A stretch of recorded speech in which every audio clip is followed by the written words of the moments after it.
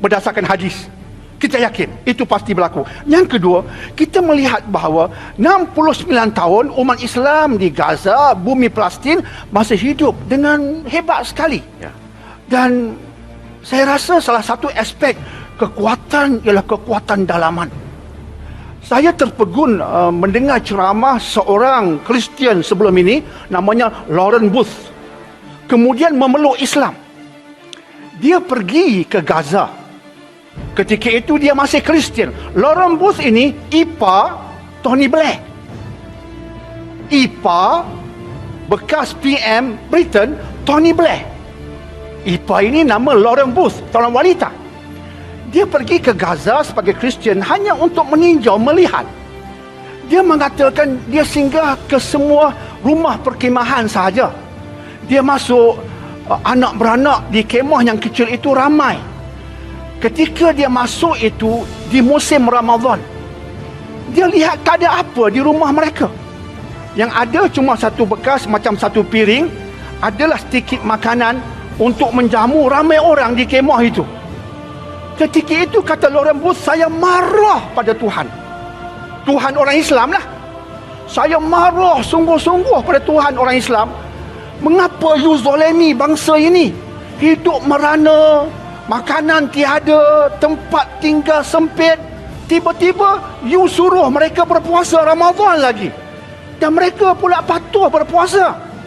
Saya marah Tuhan. Dan saya bertanya pada tuan rumah itu, iaitu ibu kepada kanak-kanak yang beberapa orang memang cacat teruk. Why are you fasting? Mengapa you berpuasa? Dia kata apa?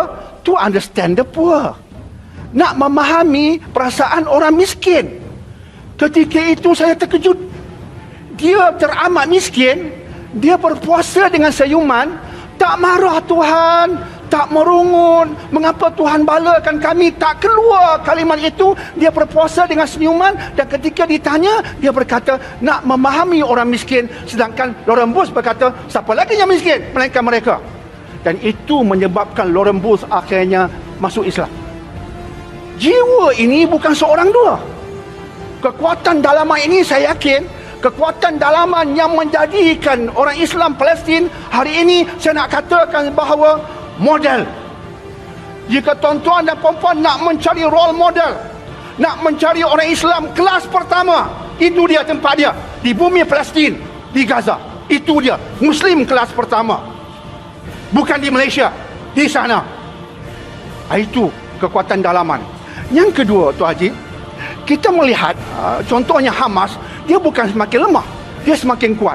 Kita sebutkan tadi 1987 hanya nak cipta submachine gun seumpama Israel nama Uzi. Sekarang sudah ada peluru berpandu M75 yang boleh menuju ke Tel Aviv lebih jauh.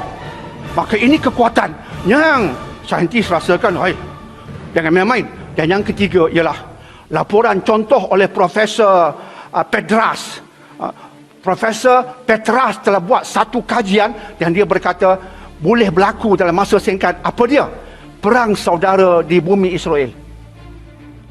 Perang saudara. Rupa-rupanya tanpa kita sedari, ada satu kelompok di Israel. Jumlahnya dari segi populasi dan peratusnya 10 ke 11% hari ini, yang dipanggil kelompok Haredi. Haredi. Haredi. Haredi ini kelompok yang nak ikut ajaran Taurat cara betul-betul. Dan mereka tak bersetuju dengan apa yang Zionis Israel lakukan. Membunuh kanak-kanak, menyerang orang, sehingga penubuhan Israel yang mereka anggap secara haram itu pun mereka tak bersetuju. Dan mereka membantah pemimpin Israel yang bertindak ganas dan sebagainya atas dasar agama. Dan mengikut kajian Profesor Petras yang saya sebutkan tadi, dia berkata berkemungkinan ini boleh berlaku satu perang saudara pun boleh, yang akan melemahkan lagi Israel. Ini dan lain-lainnya bagi saya menyebabkan saya berkata, jika benar Henry Kissinger berkata apa yang dia katakan, ada munasabahnya tu Haji. Baik. Terima kasih Dr. Daniel. Ustaz Ahmad Tarmizi, Israel yang dibina di atas darah dan air mata umat Islam di Palestin, dan Israel yang melalui sejarah yang begitu tidak ada baiknya di atas muka bumi ini. Dan mungkin dapat Ustaz jelaskan cuplikan daripada ayat-ayat Al-Quran yang telah pun memperingatkan akan bangsa Israel ini yang nanti akan melakukan porak-poranda pada akhir zaman, di tahun-tahun akhir zaman hidupnya manusia. Silakan. Ada satu kisah yang menarik yang Allah Ta'ala rakamkan dalam Al-Quran berkenaan sebenarnya bukan sifat kuat, sifat penakut Bani Israel. Allah Ta'ala rakamkan dalam surah Al-Ma'idah pada ayat 21 berkenaan bagaimana sifat penakutnya orang Yahudi. Sama-sama kita hayati, mudah-mudahan kita mendapat kefahaman yang baik insya-Allah. A'udzu billahi minasy syaithanir rajim. يا قوم ادخلوا الأرض المقدسة التي كتب الله لكم ولا ترتدوا على أدباركم فتنقلبوا خاسرين قالوا يا موسى إن فيها قوما جبارين وإنا لن ندخلها حتى يخرجوا منها فإن يخرجوا منها فإنا داخلون. Kisahnya bermula apabila Nabi Musa memerintahkan kaumnya untuk masuk ke sebuah tempat di bumi Palestin. Dan janganlah kamu berpaling ke belakang. Jangan kamu melangkah ke belakang kerana kamu menjadi orang-orang yang rugi. Lalu kata Bani Israel kepada Nabi Musa, "Wahai Musa, sungguhnya dalam negeri tersebut ada satu puak yang gagah lagi perkasa. Kami tak akan masuk. Kami tak akan masuk ke dalamnya sehinggalah mereka keluar baru kami masuk." Lalu apa kata lagi kaum Nabi Musa, Bani Israel? Dia berkata, "Kamu pergilah dengan Tuhan kamu. Fadhhab anta wa rabbuk." Kata Bani Israel, "Kamu pergi dengan Tuhan kamu, berdua pergi perang. Kami nak duduk sini, nak tunggu menang." Tengok perangai sifat Yahudi. Nak duduk, tunggu menang saja, tahu-tahu menang.